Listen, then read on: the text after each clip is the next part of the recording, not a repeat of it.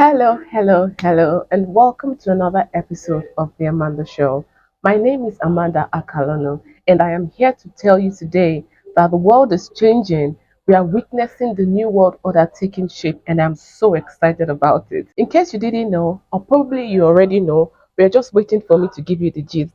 The BRICS summit just took place in Kazan, Russia, and many things that went down in BRICS is what we are going to use as the architecture of the new world order. We'll discuss the BRICS summit from an African perspective today. Following that, the next conversation we're having today is what's going on in Cameroon. So by now you already know that a few weeks ago there were rumors about the whereabouts of the president of Cameroon, Paul Biya. So anyway, he resurfaced as a way to show people that yes, he's still alive, he's not dead. But I want us to discuss what's going on in Cameroon because it looks like there's a successor who is going to take his place.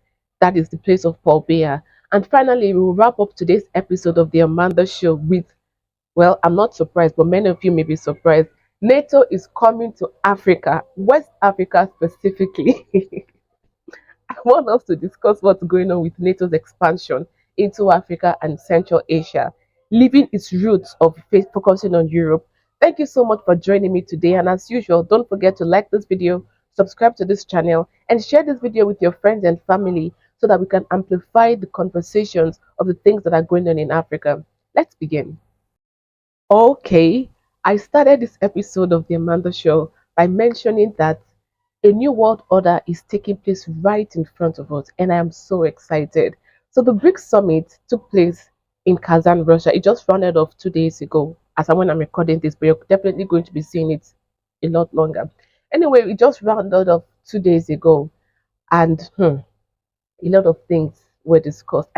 Obviously, I can't go into every single thing that went down in Kazan, but I want to just do a summary of what's going on, particularly from an African perspective. A lot of world leaders were there, like the president of course, Vladimir Putin, the president of Russia, because it's taking place in Russia.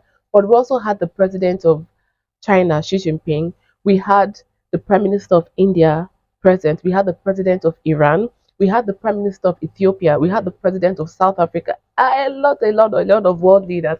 Even if it wasn't a president in the case of maybe Saudi Arabia, that it was represented by the foreign ministry or top officials of the government. Now, let's start by talking about what is BRICS. So BRICS is an acronym for Brazil, Russia, India, China, and South Africa. It started as four, but then much later South Africa was welcomed into the group. It was really just a case of developing nations coming together and to get things done. But funny enough, ever since 2022, BRICS has taken a more prominent place in global conversation. So it's looking like BRICS is becoming the architecture of the new world order. You know, in 2022, after Russia marched into Ukraine, a lot of sanctions were levied against Russia. Russia was cut off from the US global financial system, including they didn't have access to SWIFT, and they were not allowed to use the dollar. A lot of things. So now BRICS, it's not more like the whole the world saw that thing happen to Russia, the whole world was scared. Like if a global behemoth like Russia can experience this, what about smaller nations? You get or nations that have never even that are not world powers. So that was the incentive for people to countries and individuals around the world to begin to look for alternative structures of global governance and economic system outside of the US dominated system. So if you don't know, ever since World War II, United States became the sole superpower of the world. For a while there was the Soviet Union, but once the Soviet Union collapsed, the United States became the almighty go-to, and so the world followed, the US global system. But now things are changing in the global system, meaning that it's no longer US dominated. In fact, Professor John Mearsheimer says it became a multipolar world in 2017. So, what is the multipolar world? Multipolar world is that there's not just one center of power in the global system, meaning just the United States, as it has been for several decades. Now, Professor John Mearsheimer argues that from 2017, when China became economic superpower, and then militaries began to follow, China became another pole. So it was US, it used to be the unipolar world, that is just the United States. But now there's China And Russia, interestingly, Russia is also another pole. So that's when you hear things like multipolar world, meaning it's not just the US commanding and controlling everything. So right now there are other superpowers rising up in different parts of the world. So that's the whole thing with the multipolar system. The United States is not the only power. It's not the hegemon anymore. We have China, we have Russia. But interestingly, we also begin to see countries like India take its stance. We're seeing the Arab world and even Africa. Right now, Africa may seem to be the one that has yet to get its act together. But that is one of the reasons why we have this show, so that we can create a strong pole in Africa, representing Africa's interest on the global scale and the global conversation. So it's not just going to be anybody coming to tell Africa what to do. Africa can make its own decisions. Africa can take care of itself, can take care of its peoples, can take care of its economies, can take care of its security and the rest of it. Now back to BRICS. So following the BRICS summit, the BRICS countries, which is Brazil, Russia, India, China, South Africa, and then last year, yes, was last year in South Africa, they welcomed or they sent invitation to Argentina, Egypt, Ethiopia, Saudi Arabia, and Iran. Argentina turned it down, said they are not interested, but the other countries accepted and they became part of the BRICS system. So right now in this year in Russia, they didn't include new members. They just had welcome partner members. And three African nations are among the partner members. And these nations are Nigeria, um, Algeria, and Uganda. Now I want to mention something before I proceed. I found it very weird that in such a momentous occasion like this, Nigeria was not represented, not by the president, but by vice president or any government official. You know, I get it that you want to be pro US, pro West, which is fine because the Nigerian government, Bola Ahmed Tinubu, and just not just this Nigerian government, even the previous one, Nigeria has always been pro West, which is okay. I found it very weird that Nigeria chose to be absent, even if now it's been welcomed to become a partner country. But it's momentous occasion like this when the global economic system, the new global order is being formed. Nigeria decided not to show up, even if you're pro-West. Countries like Saudi Arabia, for example, Saudi Arabia, you cannot be more pro-West, more pro-US than Saudi Arabia. Saudi Arabia was there, even if MBS, that's the ruler of Saudi Arabia, even if he wasn't there. But Saudi Arabia was represented by a top government official. The reason that Saudi Arabia gave for not being the leader of Saudi Arabia gave for not being there is because of what's going on in the Middle East now. Fine. But let's say MBS decided to stay, oh, I'm still a US friend. Okay, let's take that. But Saudi Arabia was represented by a top government official. Why was Nigeria not there? You know, that's the funny thing. Each time the global economy and the global order was formed through the most recent history that we're aware of, never has Africa been consulted. When it was the European led global order, who asked you in Africa? Nobody. When they cut up Africa in Berlin in 1884 like a pie, and the European powers said, I will take care, I will take care, you take care, and they shared Africa among themselves. Who consulted us in Africa? Nobody. Europe fell after World War II, and United States became the global hegemon and the sole superpower. When United States became the sole superpower and they were constructing the new world order, who asked us in Africa? Nobody. We were not invited to the table. They decided there that they will in the Bretton Woods system about the IMF, and the IMF has turned out to be one of the worst things that happened to Africa's economy. Nobody consulted you. They decided that the whole world was going to stake itself to the US dollar. Who consulted us in Africa? Nobody. Now we are seeing the multipolar world take shape, and Africa has been invited to the table to take part not just in the conversation about the way the world will take shape, but also to be a part of, you know, deciding what to do here and how to do what, so that it will be in the interest of Africa. And a country like Nigeria, the most populous nation in Africa, decided to sit this one out. I don't think there's really any way you can make this make sense to me. I really don't think so. Make it make sense. Bola Ahmed Tinubu, please make it make sense. How Nigeria was absent. They are deciding how the world is going to run in the future. From now, really, because the US order is over. In fact, last week I was watching a video by Condoleezza Rice. She's the former Secretary of State of the United States. And in the video, she was saying several things. One of the things that she said was that it was an interview. One of the things that she said was that United, no matter how much, because right now there is clamor that United States should go back to protectionist system where it just focuses on itself.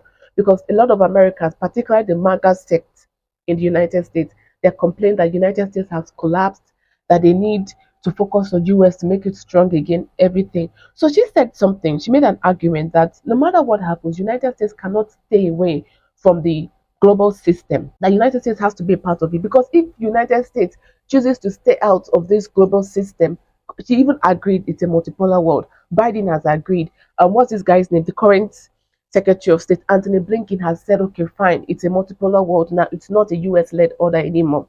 So what they're discussing now is how can they create a new global order that United States can still dictate the terms and conditions of this global order. That's the conversation that is taking place now. So she said that even if the United States chooses to sit out of it, Russia and China are going to create the new world order. And if Russia and China creates the new world order, it will not be in the interest of the United States because whatever it is they may choose to create may not be in the interest of the United States. So I said that to highlight that Americans are completely aware that a new world order is taking shape and they want to structure one that will benefit them. They're not asking you. They're not asking any of us in Africa. Yes, another global order restructuring was taking place in Kazan, Russia, and they said, okay, everybody should come. They opened it up, everybody, even the United Nations head, he was there. This is the UN that is, everybody knows is the ultimate pro-US institution. The guy was there. Antonio Guterres, he was there. And Nigeria chose to sit out. Like I need to, that's why I said this thing has to make sense. It has to make sense to me. Countries like Congo, they were not, they are not partner, they are not members of BRICS. They're not even partners, like they were not invited to become partner nations of BRICS. Yet the president of Congo was in Kazan and no official of Nigeria was there. So a new world order is taking place and you chose to oh my Jesus. See, we need to become more intentional in Africa. Many of our leaders just sit down, they cross their arms for things to happen. And every time we have behaved like this and things happen, it has never been in the interest of Africa. So we have seen that the people that the world order and the world systems have benefited all these years are those who took part in it. Not just took part in, okay, now this is the world system coming. No, who took part in the creation of it. That is it. The only way you can be sure that a particular system is going to favor you is if you are part of the creation. And Nigeria chose to sit out. The most populous nation on the continent chose to sit out. Up until 2024, this Nigeria has been the biggest economy of Africa. You chose to sit out. And then tomorrow you come and be saying you're giant of Africa. Which giant? A giant that is not part of a conversation. A giant that is not part of the molding of a new global architecture and a global system. Which giant? I'm really disappointed, honestly, but let's continue. And another thing I wanted to highlight about this BRICS conference that took place in Russia is the creation of new payment systems, global payment system in BRICS Bridge and BRICS Clear. Now, if you read the declaration of the BRICS summit, they said that they're not saying they're coming to kick out Swift and the rest of them, no, or Euroclear. No, they didn't say any of those things. But all they kept saying that it's going to be a complement to the already existing thing. Okay, okay. I don't think it's a compliment though. But anyway, the bottom line is they are looking for, which is why I think Nigeria should have been here. They're looking for, they're creating, not looking for, they're creating a new global payment system outside of the US led system. And this global payment system is going to exist outside of the US dollar.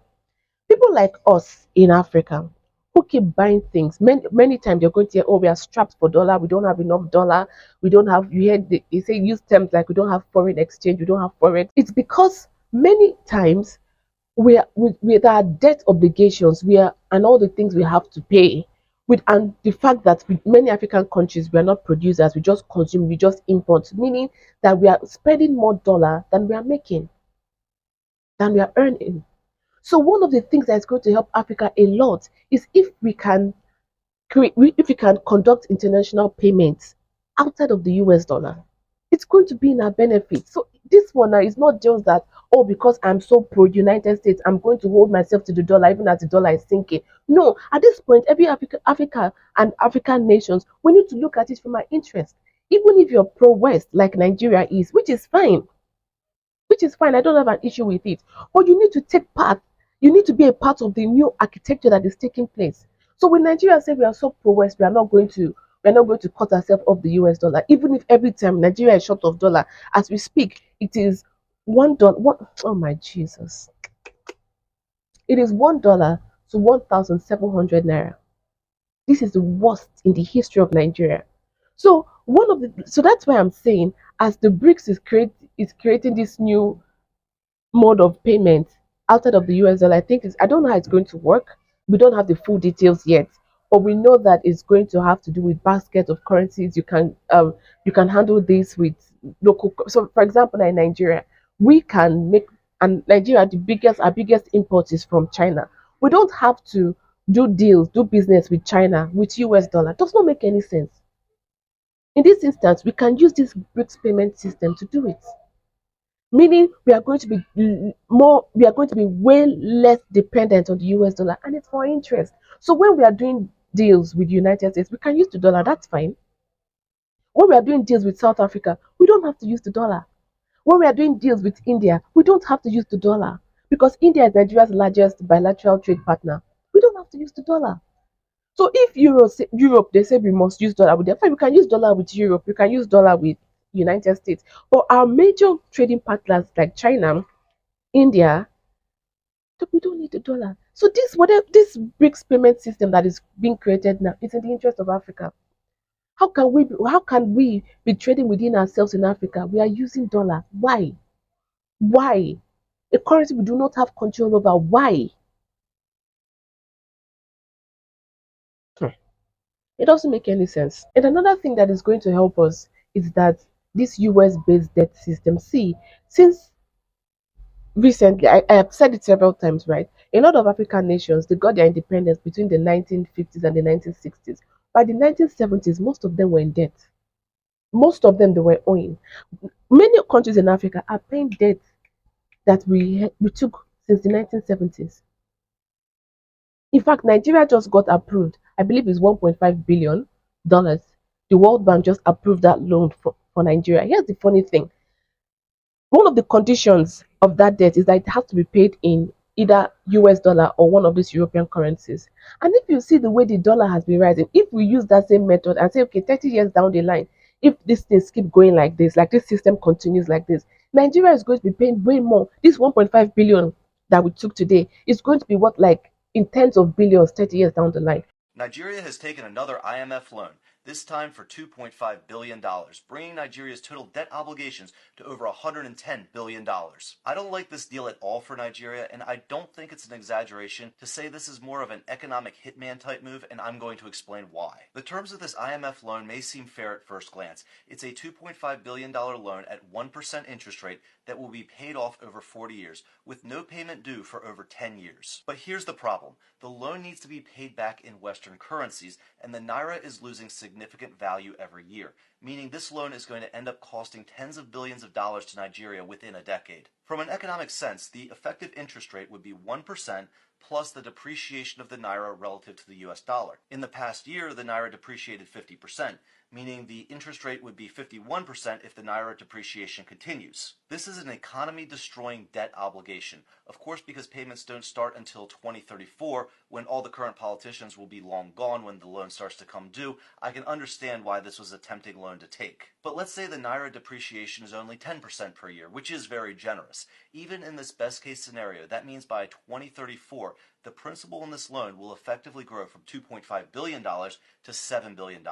The payments will then be the equivalent of $1 billion a year and continue for 30 years. So for $2.5 billion today, Nigeria is agreeing to pay the Western banks $30 billion under a 10% inflation rate. But even the loan itself comes with other concessions that should worry Nigerians. Nigeria will have to keep a large portion of this money as foreign reserves, so they can't even spend much of it. They also need to end subsidies on oil, which will hurt their economy, and they will need to enact reforms which will make it easier for Western banks to compete with the domestic Nigerian banks. So we are going to actually be paying more than we took. Is this thing not a fraud?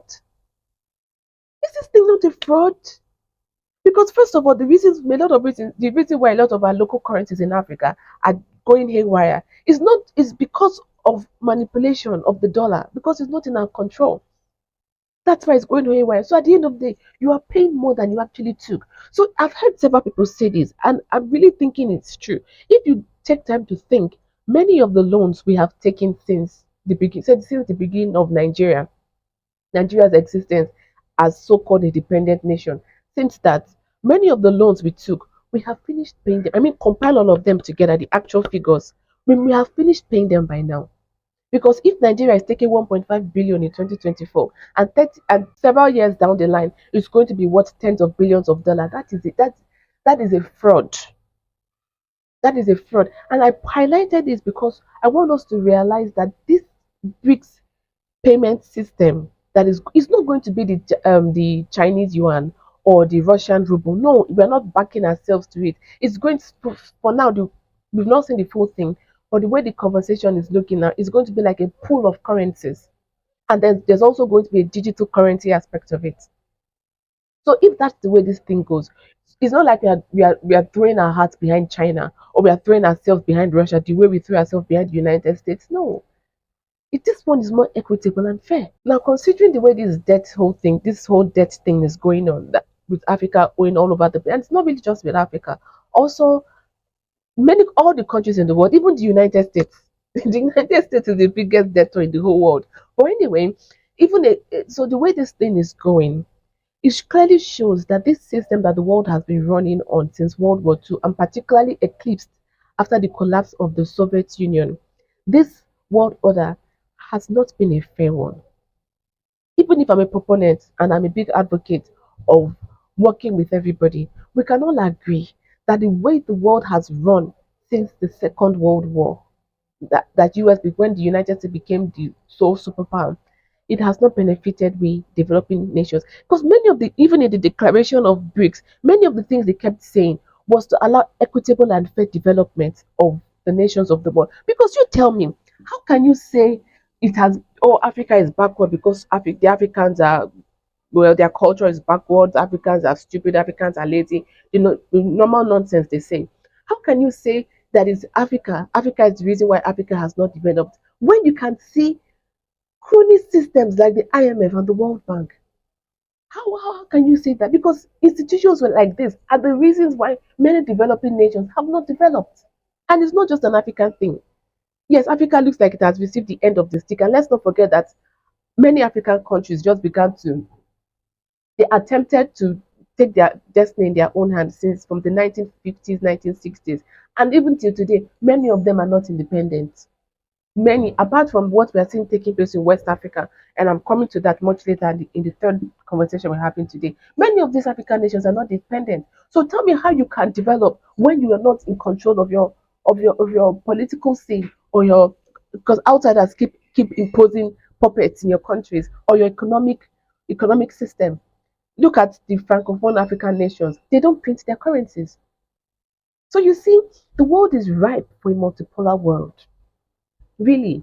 And when I say multipolar world, I don't want us in Africa to just relax on Russia and China and India. No, Africa needs to become a pole in itself. African, that's why we have this show. In fact, that is the reason I started this show.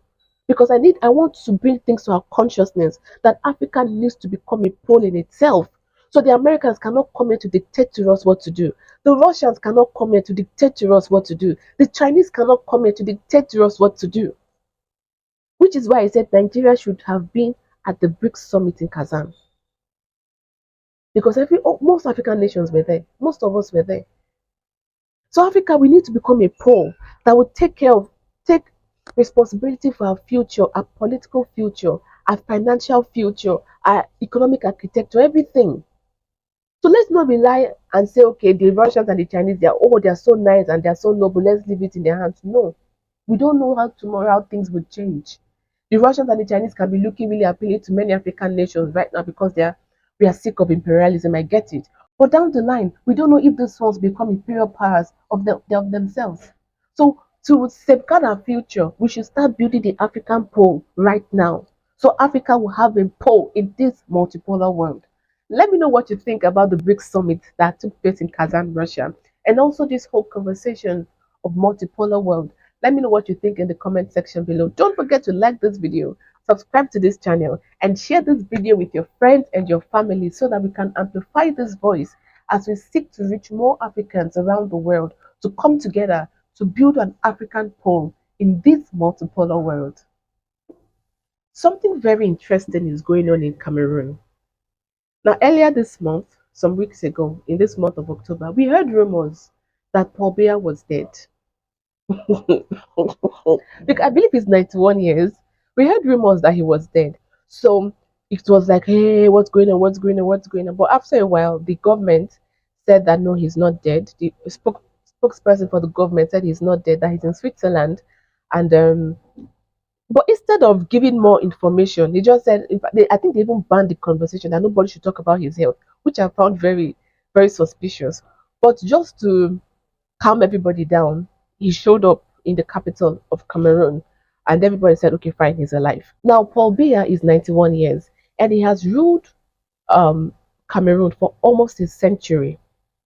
I mentioned some months ago that he even said he's going to contest for presidential elections in 2025. That's next year. He threw in his hat. I was really upset in that video. But anyway, now that this whole thing is taking place about his health, I wanted to look in this situation in Cameroon again. Because let's not forget that this man is 91 years. Anytime soon, nobody knows, but anytime soon, nature can call him. You know what I mean? Anytime soon, nature can call him for age-related reasons. So it's not far-fetched to begin to think about the future of Cameroon. If you look at what's going on in Cameroon now, we can say for a fact that Paul Biya's half a century reign in Cameroon has been a disaster. The economic situation is terrible in Cameroon. That's number one. Number two, I think they have different um, security issues going on. We have the one with the Boko Haram. We have with the we have with another section. We also have with this Anglophone francophone issue going on in the country. So, well, bottom line, that he has not been able to resolve anyone. Things have only gotten worse, and then the economic situation is very bad in Cameroon.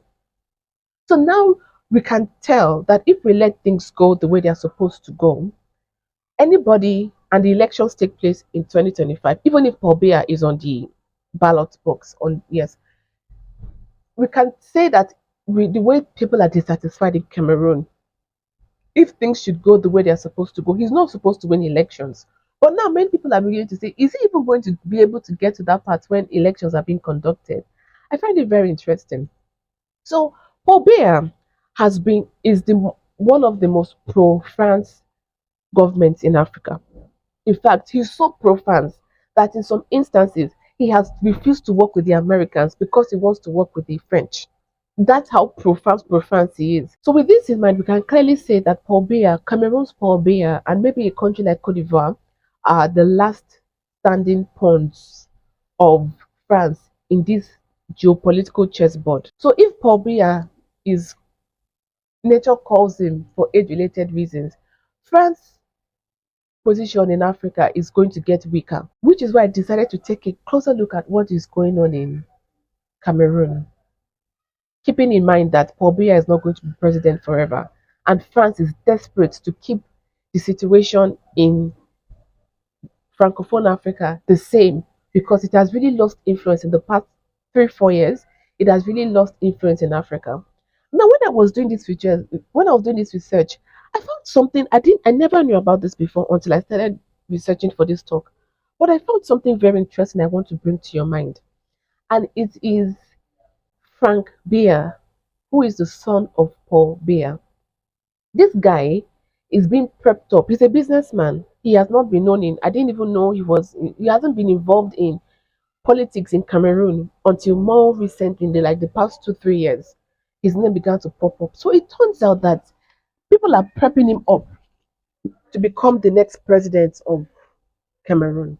You see, this is the reason why I keep saying there's no democracy in many of these African nations. Because if things go the way they are supposed to go, we're not supposed to be seeing this situation where a father dies and his son takes over. Is it a monarchy?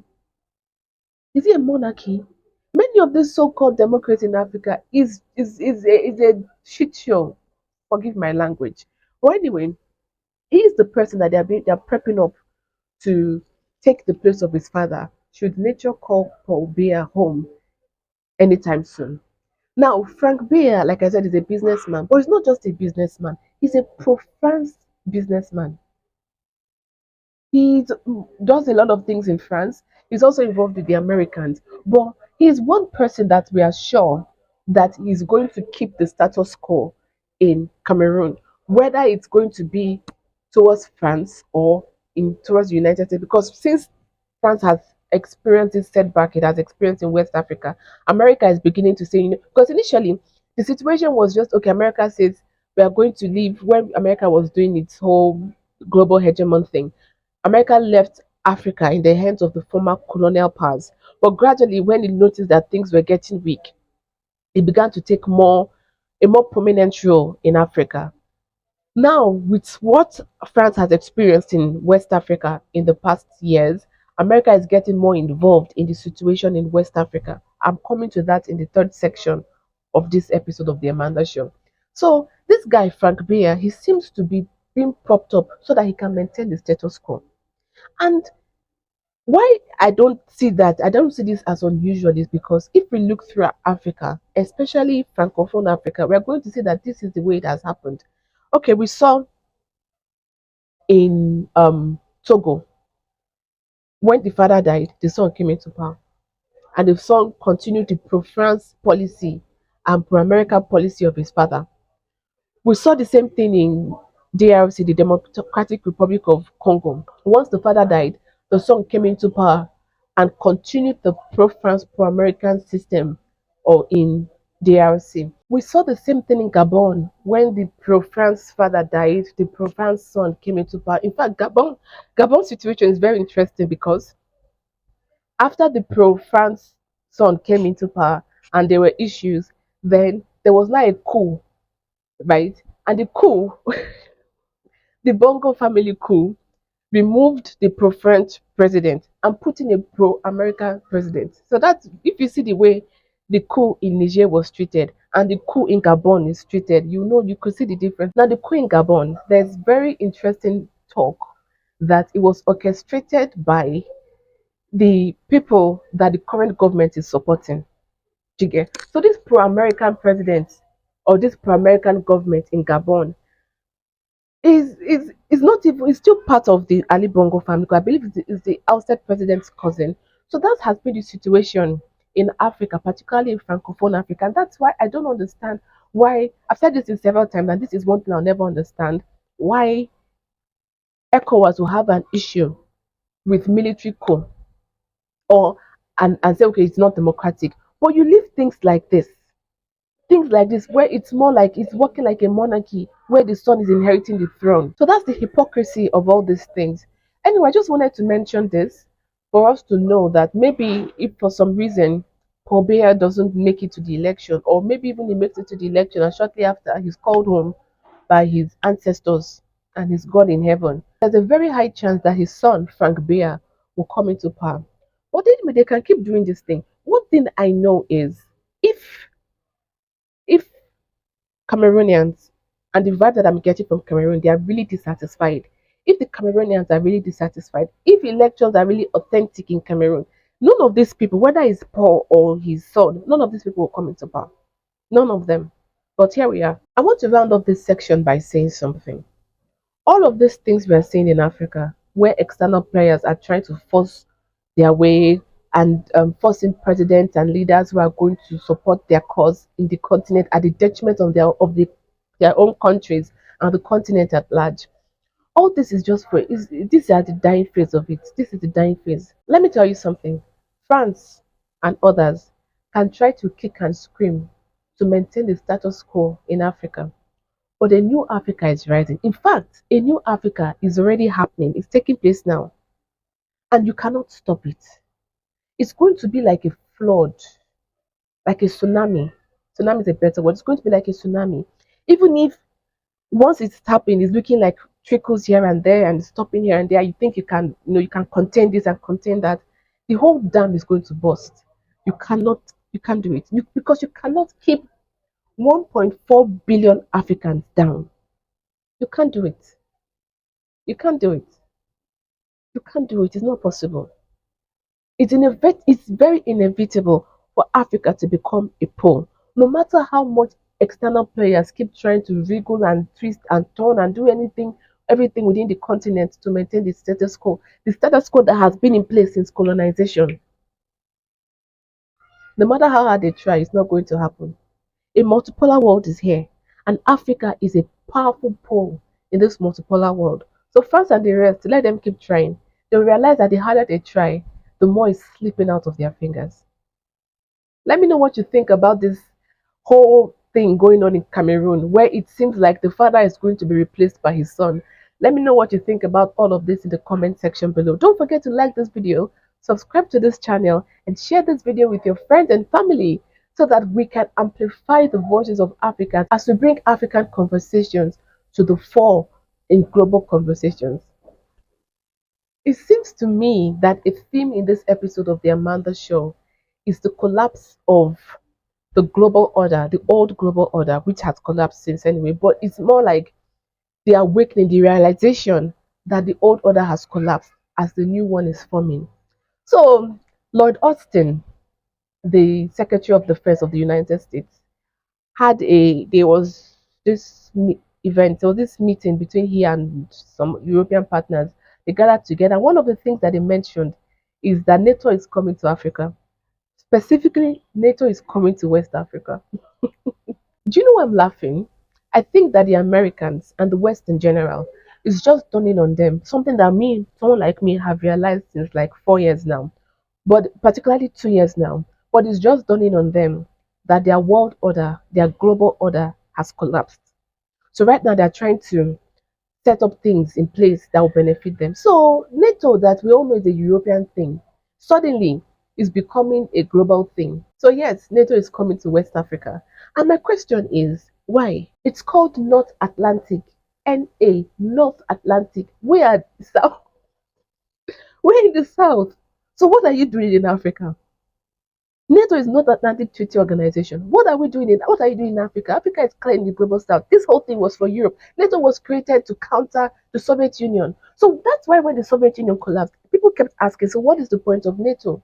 But ever since NATO became global, it started doing things all over the place, like what it did in Libya. But anyway, now they are coming to take place. They're coming to take their position in West Africa. People like me are asking, you have AFRICOM for that. Why are you still doing? Because let's stop acting like NATO is something with Europe, America. No, let's stop that. NATO is America. Europe, they are vassal states in Europe. NATO is America. The same thing with AFRICOM. Because at the end of the day, the two organizations are going to pursue um the same goals in Africa. Like I said, it is dawning on them that the world order they fought so hard to create and maintain has collapsed. And now they are trying to create a new. I mentioned earlier in the first section of the comments made by Condoleezza Rice, where she said United States just has to be involved in the global order because if it sits this one out, Russia and China are going to create a new world order, and the new world order is not going to benefit the US. So the US has to create, and since everybody has agreed that the US order, the old one, is dead.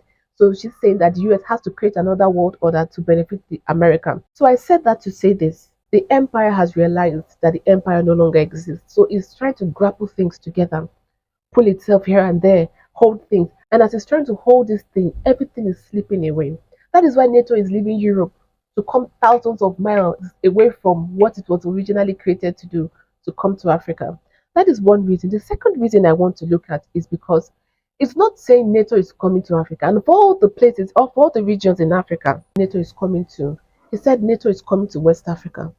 And over the past 4 years, what has been going on in West Africa? West Africa has seen the rise of the most anti imperialism governments. We have them in Niger, we have them in Burkina Faso, we have them in Mali, and we are seeing sentiments growing in places like Senegal, even if the president of Senegal himself is not anti US or anything. But there are people within his cabinet and people within his government, like someone like his prime minister, who is actually anti-imperialism. We are seeing the sentiment, anti-imperialism sentiment, rise up within the young population in several African countries. But since we are looking at West Africa, we can see places like Nigeria, several places within West Africa. So maybe NATO coming to West Africa is to, I'm looking for how to put this thing softly. Maybe NATO coming to West Africa is to flex its muscles and want the government in the region to better toe the line. Maybe what we are seeing right now, I'm not sure, I'm saying this is just me speculating, but what we are seeing right now is probably the United States insisting that it must remain the top dog, and anybody, anywhere, who tries otherwise, you have NATO at your backyard. I also think that because of the way the world, and now this whole multipolar world is shifting really fast.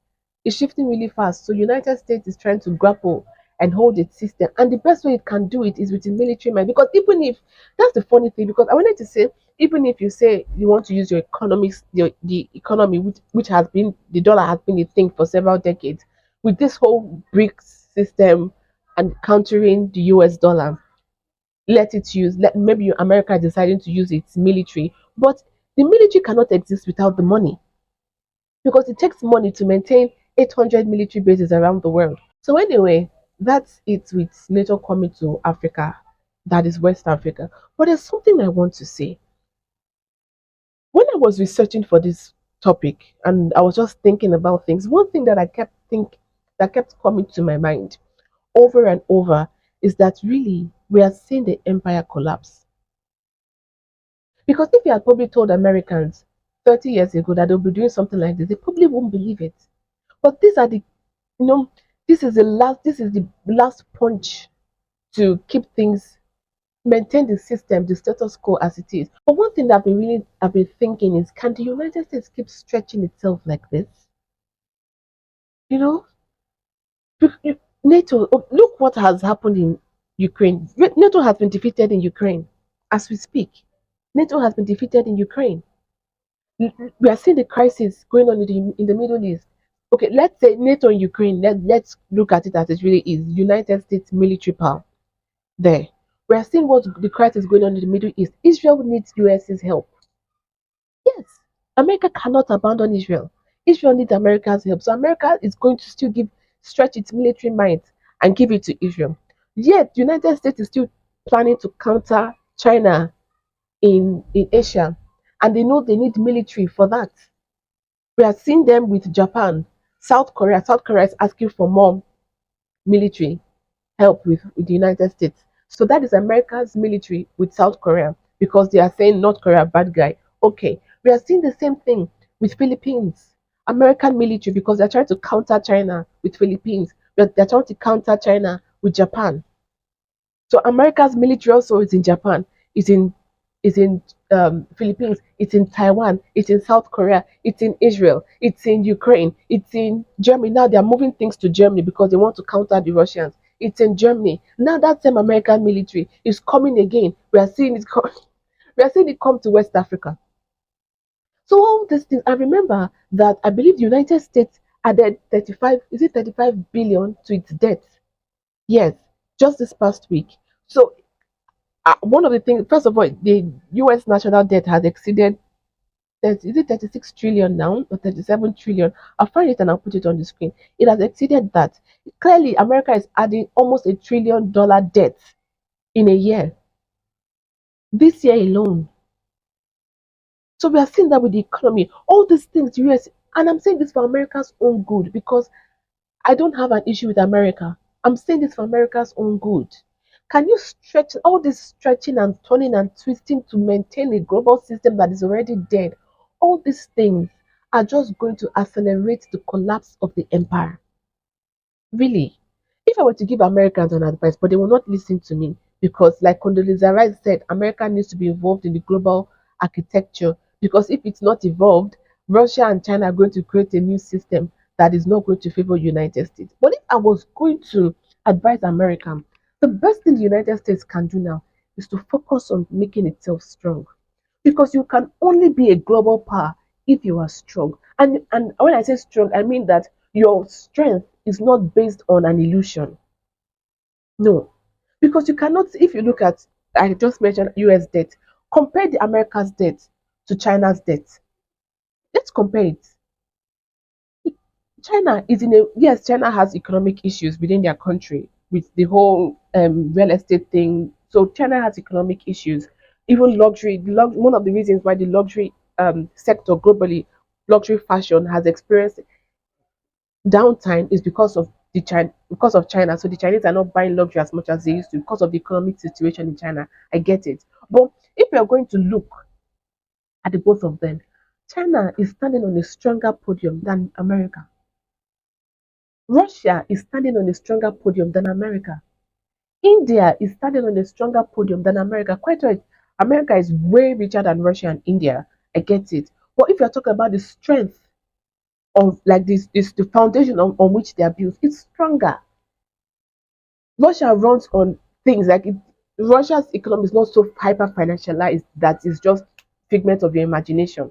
No, Russia is standing on strong resources.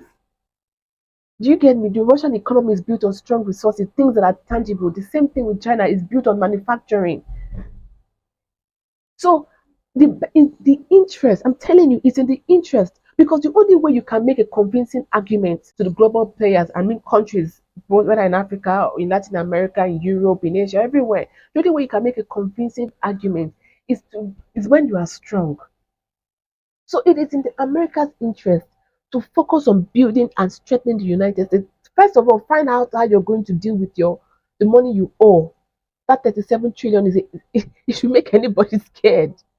Really? Because if America's debt, right, were an economy, it's bigger than the US economy. It will be the biggest economy on the planet. If the debt, America's debt, is a country's economy, it will be the biggest economy on the planet. That's worrisome. That's really worrying.